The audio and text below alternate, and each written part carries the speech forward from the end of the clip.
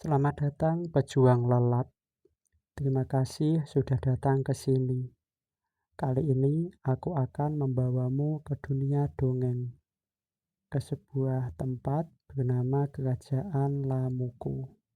Tempat di mana hutan masih sangat hijau dan langit selalu penuh dengan bintang. Kamu akan mendengarkan kisah tentang 3 pemuda, tentang Bana, Pupa, dan Saba. Kisah tentang pilihan dan rahasia yang tersembunyi di balik buku. Dengarkan suaraku, biarkan imajinasimu mengalir seperti air. Cerita akan segera dimulai. Matahari mulai turun perlahan di kerajaan Lamuku. Turun menyentuh puncak pepohonan. Langit berubah menjadi jingga yang lembut. Jingga yang menyelimuti seluruh hutan. Angin berhembus sangat pelan, membawa daun-daun kering jatuh ke tanah. Suaranya sangat tipis. Srek, srek, srek. Di antara pohon-pohon itu, 3 pemuda berjalan. Mereka berjalan dengan tenang. Ada Bana, Pupa, dan Saba. Bana memanggul kayu yang besar di pundaknya. Langkahnya tegap, namun tetap santai. Di sampingnya, Pupa melangkah sambil merapikan pakaiannya dari debu. Paling belakang, ada Saba yang berjalan diam. Tangannya memegang sebuah buku tua. Matanya tenang menatap jalan. Pikirannya damai, sangat-sangat damai. Tiba-tiba, sebuah suara memecah sunyi. Suara auman harimau yang sangat berat. Auman itu datang dari balik semak yang gelap. Di sana, Raja Jana berdiri mematung. Beliau berdiri sendirian tanpa pengawal. Seekor harimau besar menatapnya dengan tajam. Harimau itu menarik nafas yang dalam, bersiap untuk melompat. Bana dan Pupa segera bertindak. Mereka berteriak untuk mengalihkan perhatian. Mereka lalu melempar batu ke arah semak itu. Harimau pun menoleh. Ia merasa terganggu, namun ia tetap tidak mau pergi. Di saat itu, Saba memperhatikan arah angin. Angin bertiup pelan ke arah harimau. Saba mengambil bubuk belerang dari tasnya. Ia menaburkan bubuk itu ke udara, sehingga masuk ke mata sang harimau. Harimau itu merasa pedih, lalu berbalik.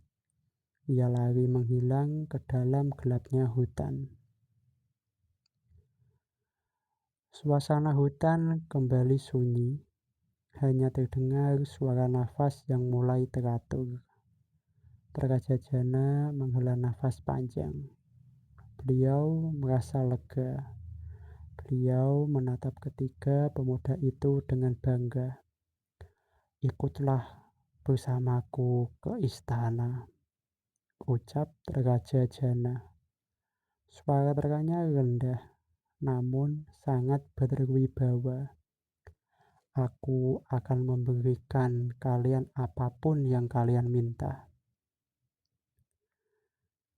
Mereka melangkah bersama menuju istana. Lampu-lampu kota mulai tampak dari jauh, tampak seperti bintang yang bertaburan. Istana Raja Jana berdiri megah dengan pilar-pilar putih yang tinggi. Cahaya obor menari-nari di dinding batu. cahaya yang memberikan rasa hangat dan aman. Ketiga pemuda itu berdiri di aula kerajaan yang luas. Lantainya dingin, mengkilap seperti air tenang. Di depan mereka, Raja Jana duduk di singgasana. Beliau tersenyum dengan sangat tulus. "Kalian telah menyelamatkan nyawaku," ucap Raja Jana. Suaranya bergema lembut di ruangan itu. "Kini, katakanlah apa yang kalian inginkan. Mintalah, maka aku akan mengabulkannya." Suasana menjadi hening, hening yang penuh dengan harapan. Bana melangkah maju lebih dulu. Ia membayangkan ladang yang sangat luas. "Baginda," ucap Bana dengan suara mantap, "hamba ingin menjadi menteri pertanian. Hamba ingin mengatur sawah dan lumbung kerajaan." Raja Jana mengangguk pelan. "Keinginanmu dikabulkan, Bana." Bana tersenyum bangga, membayangkan kuasa di tangannya. Lalu Pupa melangkah maju dengan penuh percaya diri. Ia berdiri tegak, lalu memberi hormat dengan tenang. "Baginda," ucap Pupa dengan suara yang jelas, "hamba ingin menjadi menteri keuangan. Hamba ingin mengelola setiap keping emas di kas kerajaan." Raja Jana kembali mengangguk. "Keinginanmu juga dikabulkan, Pupa." Pupa merasa sangat puas, membayangkan jabatan yang akan dia miliki. Terakhir, giliran Saba yang melangkah. Ia melangkah perlahan, tanpa beban di pundaknya. Tangannya masih memeluk buku tua yang kusam. Raja Jana menatapnya dengan terasa ingin tahu. "Apa keinginanmu, Saba?" tanya sang raja. Saba menjawab dengan suara yang tenang. "Baginda, hamba hanya ingin menjadi penjaga perpustakaan. Hamba hanya ingin merawat buku-buku di ruangan sunyi itu." Ruangan itu mendadak menjadi sangat sepi. Bana dan Pupa saling berpandangan. Mereka hampir tak percaya dengan apa yang mereka dengar. Bana membisikkan tawa kecil di samping Pupa. "Hanya buku," pikir mereka dalam hati. Raja Jana tersenyum. Ada binar aneh di matanya. "Permintaan yang sangat sederhana, namun mulia. Jadilah penjaga ilmuku, Saba." Malam semakin larut di istana. Bana pulang membawa kunci lumbung yang berat. Pupa pulang membawa kunci peti emas yang berkilau. Sementara Saba berjalan sendirian menuju lorong perpustakaan. Ia menyalakan sebatang lilin kecil di atas meja kayu. Bau kertas tua menyambutnya dengan ramah. Saba merasa sangat tenang, sangat damai. Beberapa bulan telah berlalu, bulan-bulan yang penuh dengan kesibukan. Di sudut kota, terdapat sebuah kedai kopi yang tenang. Aroma kopi yang dipanggang tercium hingga ke jalanan. Bana, Pupa, dan Saba duduk melingkari meja kayu. Asap hangat mengepul dari cangkir-cangkir mereka. Bana meminum kopinya dengan semangat. Pakaiannya kini terbuat dari kain halus yang mahal. Aku telah menanam banyak sekali padi, ucap Bana bangga. Juga jagung dan sayuran di seluruh penjuru negeri. Aku menjamin tidak akan ada rakyat yang kelaparan. Bana menepuk dadanya dengan penuh keyakinan. Ia merasa telah menjadi pahlawan bagi kerajaan. Pupa tersenyum sambil merapikan cincin di jarinya. Cincin permata itu berkilau terkena cahaya lampu kedai. Aku juga telah membuat kebijakan baru, sahut Pupa. Aku mengurangi pajak bagi seluruh rakyat. Kini mereka memiliki banyak uang untuk bersenang-senang. Kas kerajaan mungkin sedikit berkurang, tapi rakyat sangat menyukaiku. Pupa tertawa kecil, merasa dirinya sangat cerdas. Lalu mereka berdua menoleh ke arah Sabah. Sabah duduk dengan tenang di kursinya. Tangannya tampak sedikit kotor karena debu kertas. "Bagaimana denganmu, Sabah?" tanya Pupa sambil meremehkan. "Apa yang kau lakukan di ruangan gelap itu setiap hari?" Sabah meletakkan cangkirnya perlahan. "Setiap hari, aku menata buku-buku yang berantakan," jawab Sabah. "Aku membaca catatan tentang musim, sejarah, dan alam. Saat waktu luang, aku hanya membaca dan belajar." Mendengar itu, Bana dan Pupa tertawa terbahak-bahak.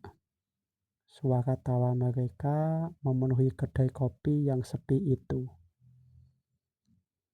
"Kau membuang waktumu, Sabah," ejek Bana. "Buku tidak bisa dimakan saat kau lapar. Dan buku tidak bisa membeli kemewahan," tambah Pupa. Sabah hanya tersenyum tipis, tidak merasa sakit hati. Ia menatap jauh keluar jendela kedai, melihat langit malam yang terasa sangat sunyi. Malam semakin larut.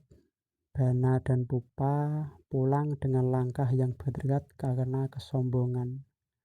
Sementara Sabah berjalan pulang dengan langkah yang ringan.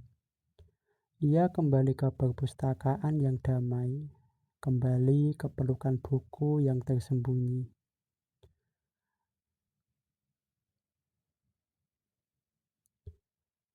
Satu tahun telah berlalu. Tiba-tiba langit di atas kerajaan berubah. Matahari bersinar sangat terik, lebih panas dari biasanya. Hujan tidak kunjung datang menyentuh tanah. Tanah-tanah di ladang mulai retak dan mengeras. Angin kering bertiup, membawa debu yang panas. Bana berdiri di tengah sawahnya yang menguning. Namun, itu bukan kuning karena padi yang matang. Itu adalah kuning karena daun-daun yang mati kekeringan. Ribuan hektar padi yang ia tanam telah layu. Tanah yang ia banggakan kini menjadi gersang. "Mengapa ini terjadi?" keluh Bana dengan panik. Rakyat mulai datang ke istana dengan wajah pucat. Mereka takut akan kelaparan dan mereka menuntut raja mencari solusi. Di dalam istana, Raja Jana memanggil Pupa. "Pupa, ambilkan emas dari kas kerajaan," perintah sang raja. "Kita harus membeli beras dari kerajaan tetangga." Pupa tertunduk lesu. Wajahnya tampak sangat ketakutan. Tangannya gemetar saat membuka peti emas. Peti itu kosong, hanya tersisa sedikit koin di sudutnya. "Maafkan hamba, Baginda," ucap Pupa dengan suara lirih. "Pajak yang hamba atur membuat kas kita tidak tersisa. Kita tidak punya uang untuk menolong rakyat." Raja Jana sangat kecewa. Wajahnya tampak lelah dan penuh kesedihan. "Kalian berdua telah lalai," ucap raja dengan suara berat. "Kalian hanya mengejar nama tapi lupa pada persiapan." Hari itu juga, Bana dan Pupa dipecat dari jabatannya. Mereka pergi dari istana dengan kepala tertunduk. Kini, mereka tak lagi memiliki jubah mahal atau cincin permata. Mereka hanya memiliki rasa penyesalan. Kerajaan diliputi suasana yang gelap. Suasana yang penuh dengan kecemasan. Di tengah kegelapan itu, sebuah langkah kaki terdengar. Langkah kaki yang tenang melintasi lorong istana. Saba datang menemui Raja Jana. Ia tidak membawa emas, tidak juga membawa barang mewah. Ia hanya membawa sebuah harapan yang tersimpan dari dalam ingatannya. Saba berdiri di hadapan sang raja. "Baginda, janganlah putus asa," ucap Saba dengan lembut. "Masih ada jalan di dalam kegelapan ini." Raja Jana menatap Saba dengan penuh keraguan. Namun, mata Saba memancarkan ketenangan yang luar biasa. Ketenangan yang berasal dari ribuan halaman yang telah ia baca. Raja Jana duduk termenung di ruangannya yang gelap. Hanya ada satu lilin kecil yang menyala di atas meja. Beliau menatap Saba dengan mata yang sangat lelah. "Apa yang bisa dilakukan oleh seorang penjaga buku?" tanya sang raja. "Tanah sudah mati dan peti emas kita sudah kosong." Saba tersenyum lalu membuka sebuah buku kuno. Buku itu memiliki sampul kulit yang sangat tebal.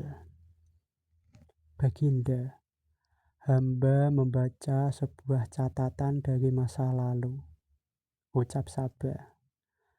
"100 tahun yang lalu, krisis seperti ini pernah terjadi. Leluhur kita tidak menanam padi saat matahari membakar bumi.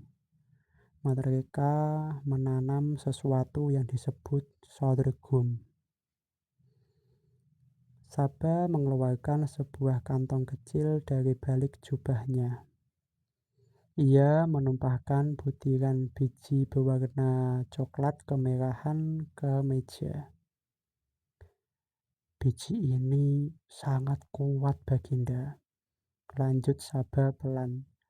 "Ia tidak butuh banyak air untuk tumbuh tinggi. Bahkan di tanah yang retak, ia tetap bisa bertahan. Akarnya masuk sangat dalam mencari sisa air di bumi."